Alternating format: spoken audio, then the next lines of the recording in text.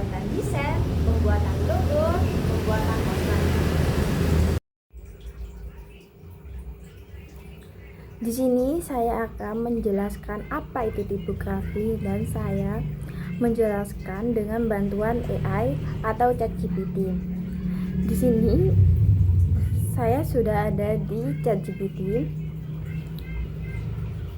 Apa sih tipografi itu?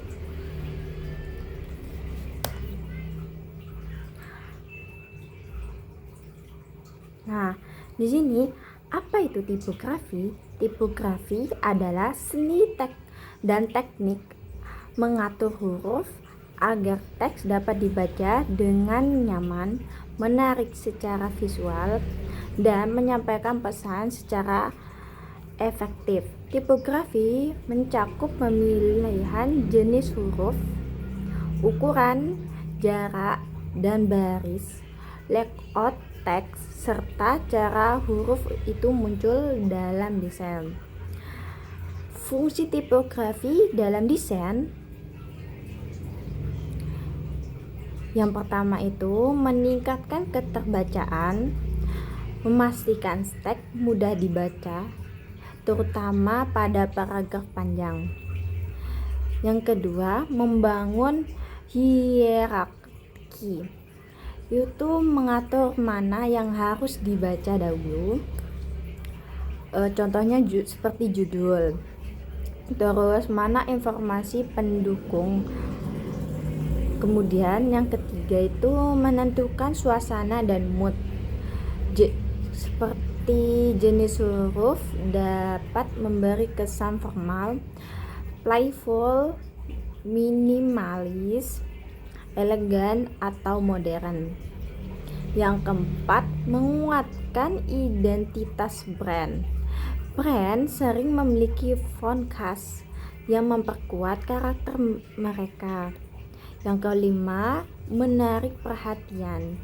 Penggunaan tipografi yang tepat membuat desain lebih menarik dan profesional. Kemudian di elemen penting dalam tipografi itu terutama typex atau jenis huruf, misalnya seperti serif dan serif. Yang kedua itu ada font itu ukuran huruf seperti harus disesuaikan dengan media, jarak baca, dan hierarki. Terus yang ketiga itu ada line space atau jarak antar baris, mengaruh pada kenyamanan membaca. Terus yang keempat ada kerning, jarak antar huruf, menyesuaikan ruang di antara huruf tertentu agar tampil rapi. Yang kelima itu ada ruang keseluruhan antar huruf, berbeda dari kering, stacking, atau keseluruhan jarak teks. Yang keenam itu ada perataan teks, ada lead, ada cater, ada reach. Terus yang ketujuh ini ada konteks, ukuran, ketebalan, atau warna huruf untuk menonjolkan elemen tertentu. Terus itu ada psikologi huruf. Yang pertama ada serif, itu kesan klasik, profesional, elegan, terbaca. Contohnya itu seperti koran, buku, brand formal. Yang kedua ada sans serif, kesan modern, bersih, dan simple. Contohnya itu untuk website, aplikasi, branding modern. Yang ketiga ada script, kesannya itu feminim, elegan, personal. Contohnya itu untuk undangan, desain, aesthetics. Yang keempat itu ada display, kesan unik, kuat, ekspresif, digunakan untuk holiday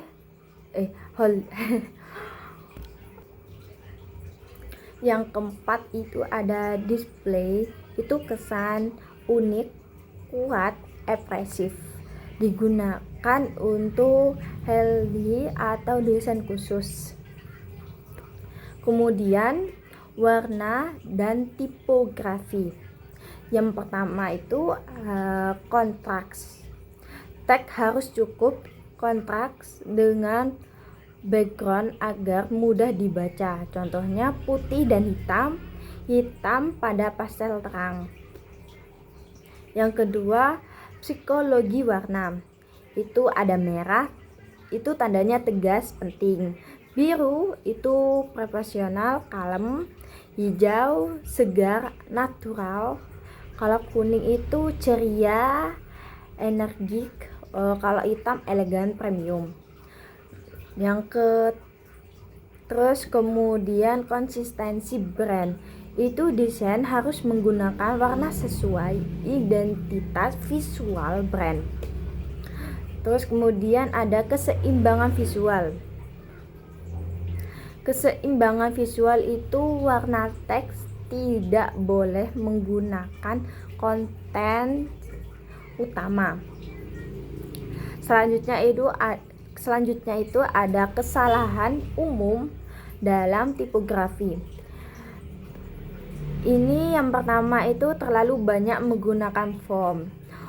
Umumnya itu cukup ada 2 jenis, satu untuk contoh, satu untuk isi.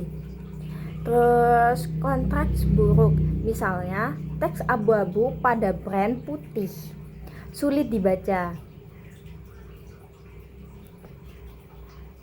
Terus ada jarak tidak tepat, line spacing terlalu rapat atau terlalu renggang.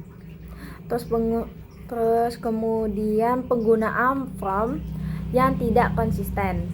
Setiap halaman desain menggunakan font berbeda, tidak profesional.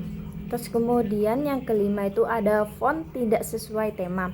Misalnya font lucu untuk laporan formal.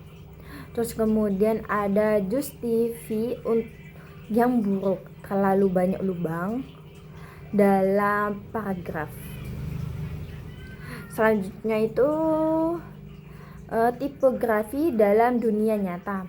Yang pertama itu poster,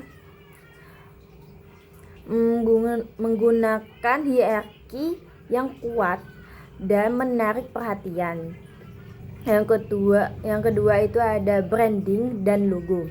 Logo sering dibuat dari tipografi khusus, kayak custom lettering. Terus yang ketiga ada UI UX, website dan aplikasi. Tipografi menentukan kenyamanan pengguna. Yang ketiga itu ada buku, majalah, surat kabar, itu mengandalkan readabilitas optimal. Yang kelima ada kemasan produk.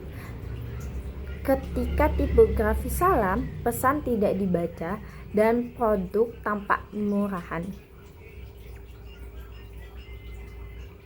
Terus ada signage dan petunjuk jalan. Harus terlihat jelas dan jauh, biasanya sans sharing. Terus selanjutnya itu ada prinsip komposisi visual dalam tipografi. Yang pertama itu ada hierarki visual. Gunakan untuk ketebalan dan warna untuk mendeteksi informasi. Yang kedua itu ada keseimbangan, itu hindari desain yang berat di satu sisi. Yang ketiga itu ada keselarahan, peratan yang konsisten membuat desain terasa rapi. Kemudian ada kontras, kontras ini digunakan untuk menonjolkan poin penting. Terus ada repetisi, digunakan font yang sama secara konsisten di seluruh di seluruh desain. Terus ruang kosong itu memberikan nafas agar teks tidak penuh. Terus proporsi, ukuran antar elemen harmonis. Itulah penjelasan dari saya tentang tipografi. Wassalamualaikum warahmatullahi wabarakatuh. Bye bye teman-teman.